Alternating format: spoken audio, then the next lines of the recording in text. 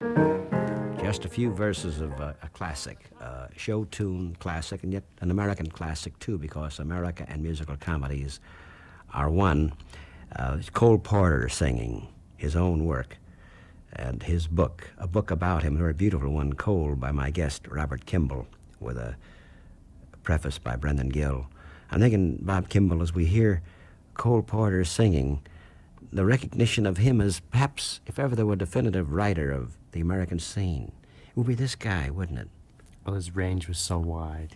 As we heard in this song, he could encompass the most sublime and also the most up-to-date, the fads of the day, as well as the timeless things, the purple light of summer night in Spain, and then he could talk about Pepsi and Mickey Mouse and So he could bring in all the illusions of the moment, and yet it could apply now as he would capture a certain moment, it would seem, in American life. This is 1934. Yeah. It's crystallized in a beautiful way, and yet there's something very timeless about the way he's done it. Well, your book has the lyrics of almost all of his songs, the musicals, and photographs of him and writings, but more than that, it's a picture of a certain society, a certain time. We think of 34. This is Anything Goes. That's right. Ethel Merman and Victor Moore. Yes. Yeah.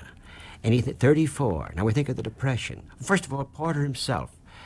He's associated often in real life. His physical life was with the quote-unquote creme de la creme of society. Very rich man. He was born wealthy. Yeah. He lived this expatriate, sort of highfalutin existence throughout his life. He never knew what it was to struggle financially, yet he had a constant struggle to make it creatively. He was very late in arriving in his chosen profession. He was almost 40 years old before he established himself.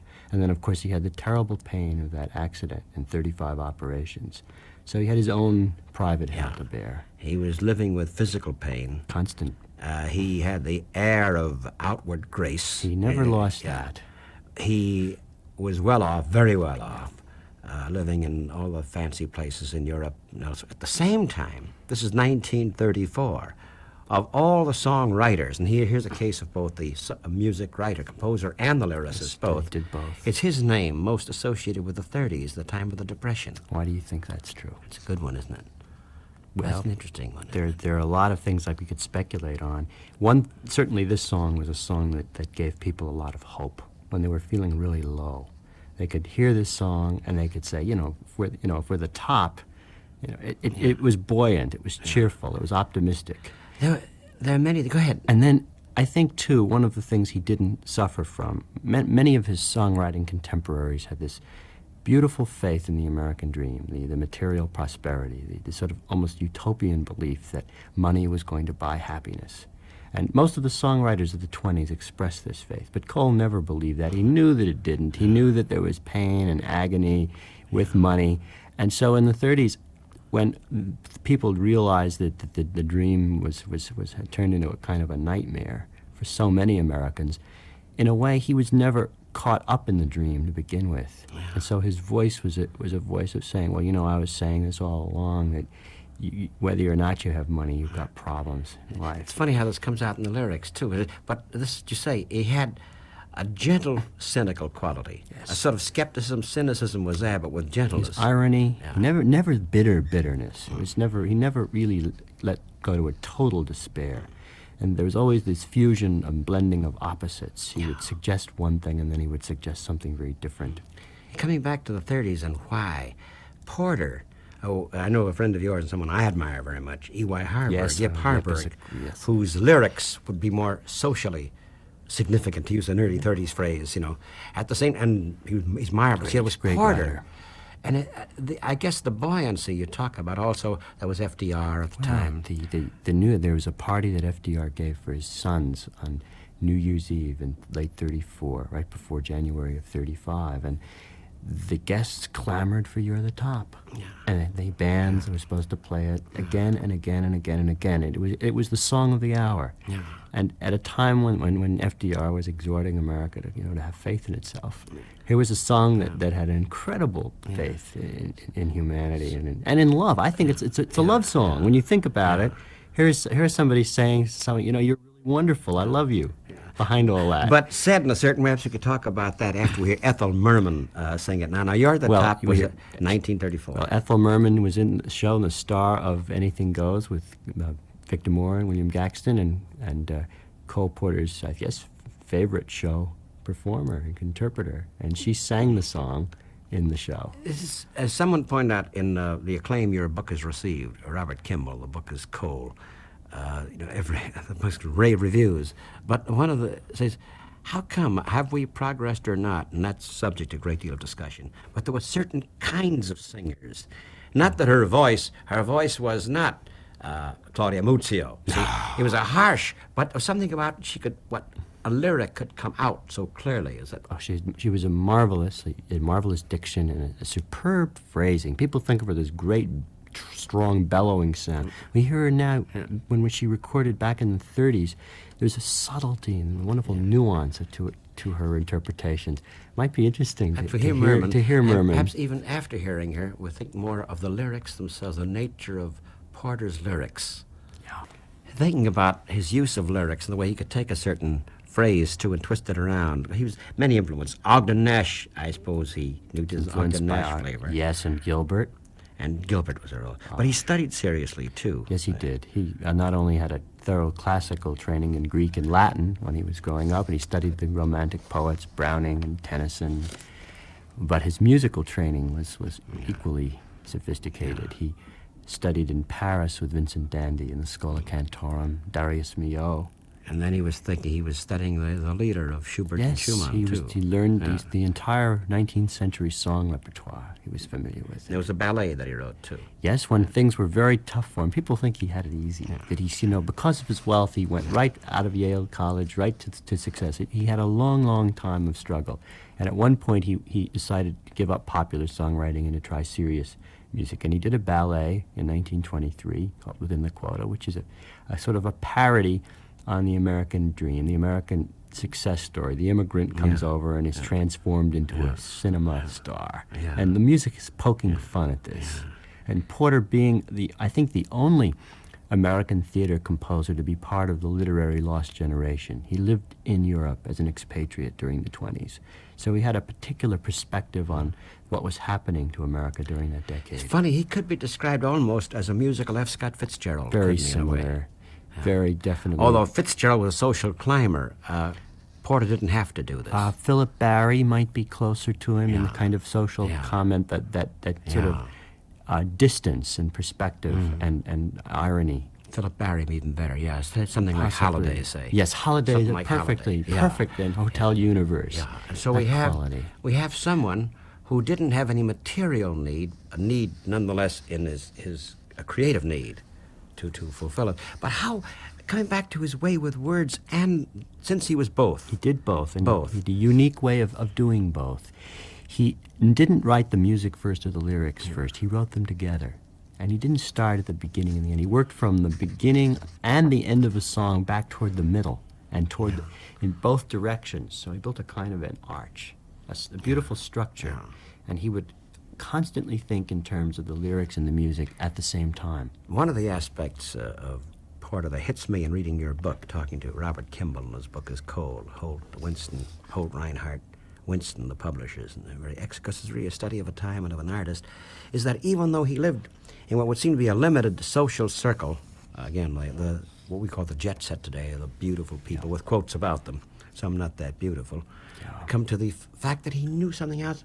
Like way back, was it 1914, Yale there, he used the phrase Montessorian to rhyme with Victorian. He did. But the Montessori school setup was just about beginning. He knew of that. Not too many people knew of it, you see. Because I think of his wealth, he was able to travel all over the world. And he absorbed musical and literary and topical influences everywhere he went. He was a very curious man. And in his travels, he would constantly look for something interesting and unique about a place. Of course, one of his very, very great songs from Anything Goes, and I think in some ways one of the most famous songs he ever wrote. He had to change the lyric. I get a kick out of it. If you look at the original lyric, the famous line, of course, is "Flying too high with some guy in the sky is my idea of nothing to do with." Those 5 rhymes. Well, that only came about because originally he had a line, "I wouldn't care for those nights in the air that the fair Mrs. Lindbergh went through." He wrote the song in 1931, before the kidnapping. And after the kidnapping, he changed it. I'm going to ask you about the matter of changing, particularly as involving his Hollywood experience with the Sharks. We'll come to that. Yeah. That's an interesting story This of is Porter's own standards. this song is a wonderful song, and in fact, it was probably one of the greatest opening numbers in any musical comedy. The show opened, and within 5 minutes, Ethel Merman came out, and she sang, "I Get a Kick Out of You." Because in a way, I suppose Ethel Merman, 34, anything goes, is almost the ideal interpreter for Porter, the actress as well as singer, not the song itself. And in a sense, with his, incredible subtlety, she's this open, it's almost as the trumpet sound, but very muted and restrained there. She was almost a perfect contrast, and the contrast of her singing style with his very subtle, intricate songs creates a marvelous creative experience. Her brashness, what we call brash style. Her brashness as with against his kind of arch, subtle urbanity. So that, again, we come to the 30s. Of course, there's so many, aside from the musicals, because Kiss Me Kate, which came along in the 50s. Late 40s. Late 40s. Yes. It was the 30s that was his most fruitful period. Absolutely. And this is it was a time of the nightclubs. It became the speakeasies, became fancy nightclubs like El Morocco and the Stork. And you had these great nightclub performers like Mabel Mercer, who started out. That's another aspect. We'll hear Bobby Short in a moment, who's a marvelous Porter interpreter, who knows about any Porter song written. But Mercer and Short, there's some artists, performers have cults around them. Yes. And these cults are around Porter-type songs. They're Porter-type songs, such as Alec Wilder himself would write and others. Well, Bobby talks about people coming to hear him and asking for Porter, almost as if they're ordering champagne or caviar. They feel that if they hear a Porter song, they're getting the best in a supper club kind of song. There's something else before we even... Because it's going to come. Oh, it's going to come. And he wrote for movies, Porter did, in 36. He did. After he wrote, he was writing primarily shows at that time, and then after his great success with Anything Goes and Jubilee, he got a chance to go to the coast, and he wrote his first film score in 1936, a film called Born to Dance. And I believe that Bobby Short has, on his new album, Bobby Short Loves Cole Porter. Rap Tap on Wood, again, his lesser known. So this is an obscure song, and the kind of song that a Bobby Short keeps alive, the little-known gems of these great artists that get buried, and the Bobby Shorts keep them alive. And I think the cult is more than just a personality cult. It's a feeling that many of us have about things we love dearly and hate to see get lost. And Bobby is wonderful at keeping these materials alive. Nostalgia is there. Nostalgia is in the air, but it's more than nostalgia. It's a certain. The material itself has a quality, or it couldn't endure. It couldn't stand up. Before we hear Bobby Short's Rap Tap on Wood, Porter and Hollywood. Because this involves a man's standards, and he was very furious with himself because Louis B. Mayer. Somewhere you have this marvelous story. He says, "Listen, let's not just sing for Nelson Eddy fans, but for the general public." And he had him change a certain lyric. There's a song called Rosalie, and he kept writing and writing and writing, and he had written 6 versions, and he finally thought he had the most marvelous one, and Louis B. Mayer said, no, write something very simple. So as he relates, he went back and wrote a song in Hate, which became the song that everyone knows, and he was furious about it, and it was Irving Berlin who said, listen, kid, never hate a song that sells a million copies. Isn't this a little different? I know Berlin played a role in Porter writing, but isn't there a difference? This very story tells us a bit, I think. Different type of man. One was the greatest plugger and promoter in the business. Berlin is still plugging and promoting. But it wasn't a question of see, even though Porter scored with it and it sold millions, he himself, the creative guy, was not satisfied. Whereas Berlin was saying, if it sells, that's it. That was the difference. No, Cole many of the songs that he loved very much were not his popular favorites. Night and Day was an example. For example, one of his popular ones that was not his favorite. I don't think so. I think he preferred preferred some of the songs that didn't receive the attention. And I think that Rap Tap on Wood was an old Eleanor Powell song from Born to Dance. I think Bobby does a marvelous job. There it is again. It's Bobby Short, who was described by Alan Rich, the music critic of New York, as singing this so elegantly. Quintessence of style. But the Rap elegance. Tap on Wood, again, the ebullience, the tap dancer, Eleanor Powell, the movies, 1936, deep in the Depression. And There it look is at that again. high-spirited openness. You know, have fun, enjoy. But coming back to the songs, there were some were written for, many for the musicals, and many just songs. Almost all his songs out in the were written for productions, for a specific show or film, and rarely. And we'll talk about a couple of them later, I think. But there, almost never did he write a specific song that was not connected to a production. And he had this, as we said earlier, he's this marvelous way. If you look at a particular lyric, it sort of says just exactly what's happening at a particular time. It's social history in its own way. And a song that I like that Bobby does is a song called "Let's Fly Away," which Cole's good friend Noel Coward used to parody himself, as he did "Let's Do It." And one of the things that's so wonderful about "Let's Fly Away," aside from the idea of flying in 1930, getting away from the cold weather and then what was happening in the city, was the way the references are such perfectly apt descriptions of what New York was like in 1930. There's marvelous lines. He, she. This is a boy-girl singing. He, I'm tired of the telephone always ringing. She, I'm tired of hearing Rudy Vallee singing. I'm tired of the Paramount's gaudy gilding. I'm tired of looking up at the Chrysler building. That's the tallest building then. Anyway, I'm tired of having Texas Guinan greet me. I'm tired of having Grover Whalen meet me. Here again, the greeter of New York, and of course, Texas Guinan, the great big girl. raffish girl of the clubs. Yes. But more, something else, listen to Bobby Short and to Ethel Merman, something else here. His lyrics call for a certain kind of interpretation, not concertized, but almost conversational. Yes. That's Bobby Short. It's conversational almost. Your mind must be engaged as well as your feelings, and you must listen to the sense and the intelligence of the man is present. His intelligence is present in everything he writes, except the occasional song where he feels he's forced to do something to order. But I think that "Let's Fly Away" is a Let's Fly Away, Bobby. I think it'd be nice to fly away sometime. Bobby Short. I'm thinking, listen to Bobby Short before we take a slight break with Robert Kimball, who has put together this marvelous book of Cole Porter lyrics, photos, records, correspondence, with a preface, very moving preface by Brendan Gill. Reinhard Winston, the publisher's Cole, recreates about 4 decades there of his life, about that, wasn't it, roughly? Almost a half century.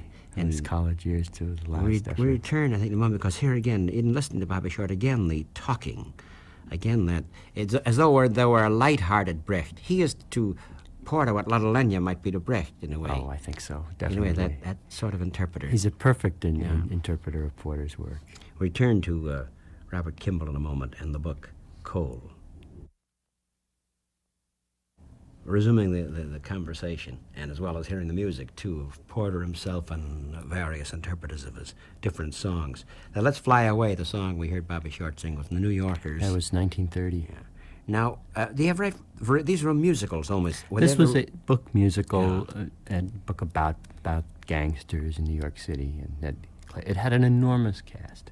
I mean, in those days, you could practically have 10 or 12 big stars in a show, and it wouldn't be a strain. Clayton, Jackson, and Durante, Fred Waring's orchestra, Hope Williams, Francis Williams, Charles King, Marie Cahill, Ann Pennington. Late Ann Pennington was in this. The dancing girl. Yes. But also, Porter, whether he wanted to or not, since he wrote about society, and times lightheartedly though he did, by the nature of some of his lyrics and songs, became involved with the obstacles. In this case, there's a song, "Love for Sale." Well, one of the very greatest songs he ever wrote, and a song that he, I think, felt may have been, if not his favorite, one of his favorites. An exquisite song, and a song which was banned as a vocal from the air until very recently because of the suggestiveness of That a girl is a streetwalker. a streetwalker. It's a very poetic and exquisite song. And here, a great work of art is people are deprived of the experience of savoring this fully. Sure, there were recordings of the song, but so many people never heard them. It's interesting, Percy Hammond, when The New Yorkers was performed, Love for Sale was sung by a white singer, it was a white girl. Yes. He said, this song may be banned. He's worried about censorship. And there was another critic, Charles Darden, who was a sort of Comstockian figure. Exactly. He thought it's a dirty song. Oh yes, Cole was very sensitive to this, as were the people who produced the shows. And when a critic would say something like this, the song would either go out or they'd have to do something that changed the way it was presented.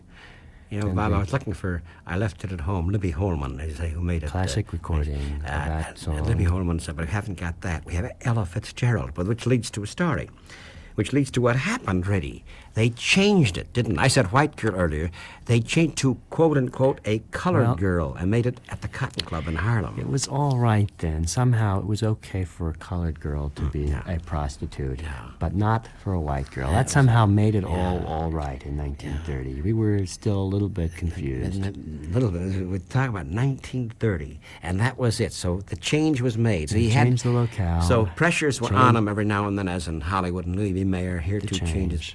And he never talked much about it, but he was loyal to the song. And of course, Ella is one of the great. We hear Ella, it's her Porter album, but I think from page 104 of Bob Kimball's book, there's a note here. It was changed from the white girl to the Cotton Club, the singer, to a quote-unquote a colored girl. Seen exterior of the Cotton Club. That was the very popular black club, Negro club, colored club in here. Pedestrians walking into Cotton Club on the stage, newsboys selling papers, morning papers about gang killings, 6 Months Bride, Admiral Byrd, morning papers, well-known clubman putting pen, Clara Bow, seen with several men, Amy McPherson socks her mother again, morning papers, and then two colored boys doing dancing specially. Colored girl sings Love for Sale. That's right from the script. Yeah, that's in the script. Right from the script of the New Yorkers. Ella Fitzgerald. That's Love for Sale, one of the controversial songs of 1930 of Cole Porter. Ella Fitzgerald sings. Talking to Robert Kimball, his biographer. You thought of Porter, Porter writing for books, writing for something larger, his songs being the core of it, the flesh and blood of it, you know. At the same time, every now and then, he'd write something that was disconnected. Is that right? He did. Particularly in the early years when he was getting started, he would write a lot of songs that were just, for friends that sometimes were published, but there were a few of them. Laziest Gal in Town, which Marlene Dietrich has made a permanent part of her repertory, and famous song, Miss Otis Regrets. Well, Miss Otis Regrets, this is one that's often you hear at parties or at a bar, 2 o'clock in the morning, or a lounge somewhere, and a guy, future Miss Otis, very dramatic. It's supposed to be, you'd think it's a song that deals with drama and tragedy. A woman kills a guy and she's lynched for it. But you're saying the origin is something entirely different. If you think about it and you listen to it, there's this very great deal of tragic solemnity about it. Here's someone saying, Miss Otis regrets she's unable to lunch today, madam. And all the formalities are being observed while this horrible incident of a lynching is occurring. Well, the origin of the song was quite different. I think Monty Woolley and Cole Porter were listening to the radio, and they were listening to these popular tunes of the day and cowboy songs, and suddenly Monty, says, Cole, I bet you can't do a song like that. And he egged him on, as he often did, and finally Cole said, well, I'll do it, I'll try it. So Monty said, I bet you can't write a hillbilly song that begins with these lines, Miss Otis regrets she's unable to lunch today, madam. But Cole wrote this song as a kind of a parody on this Frankie and Johnny type song, the country western style. And he did it so straight that everyone has taken it as a very serious song when its origins were entirely parody. And the very first recording of it was done by a gal who took it exactly in the spirit that Porter originally intended. It was a joke. And I think she sang it something like this. Oh, Miss Otis regrets she's unable to lunch today, madam. Miss Otis regrets she's unable to lunch today. Well, that's the last time I've ever heard like that. And people like Josh White recorded it, and Ethel Maxine Waters Sullivan. and Maxine Sullivan, and it does have today, invariably when it's heard, people go, ooh, this tragic moment is going to be brought forward. And in a sense, it is that. But there is also this other level to it, and it's the level that the Porter's joke. It's Porter's joke, really. Do you want to sing some more? Well, I think I'd rather hear someone else do it, but I give you a sense of how he had intended it originally. And no one else, other than this one gal who recorded it very early, ever recorded And the it rest that is way. serious. Every recording of it is very serious, and in a sense, quite properly so, because even though he started out writing a parody, he created an art song, a beautiful art song. Here it is, Ella Fitzgerald. Right. I suppose the song's a good example to what happens when someone who's very creative starts something in fun, and suddenly, as he writes, it's no longer funny, and changes occur as a guy Beauty creates. of any great work of art is that it's the ambiguity in the many levels, many facets. There's a song which can be interpreted so many ways. We're just talking in a cursory fashion, really, going through the book of Bob Kimball, Cole Porter's lyrics, his life, music, all are really fused. And so, about how many, starting at Yale, 1914-15, to a musical for TV back in 58? 1958, so some 44 years. That's right. And let's have an experiment here.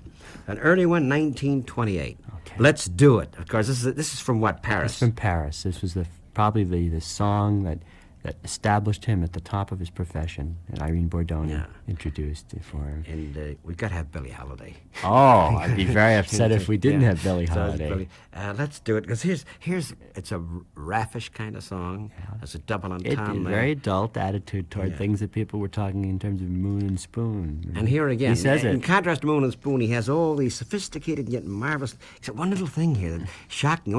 That's why Chinks do it. Japs The do it. opening line, the original, and the early recordings all had it. They all had that. But they was never changed reissue later them. on. They won't reissue them now. So that's altered that. That's been altered. The birds do it, bees do it. Yeah. The only one who would probably do that, David, would be Spiro Agnew. But here, Even Cole, I think, would be in favor of changing that. Cole would change it. Right? Here then is Let's Do It. This is 1928. Right.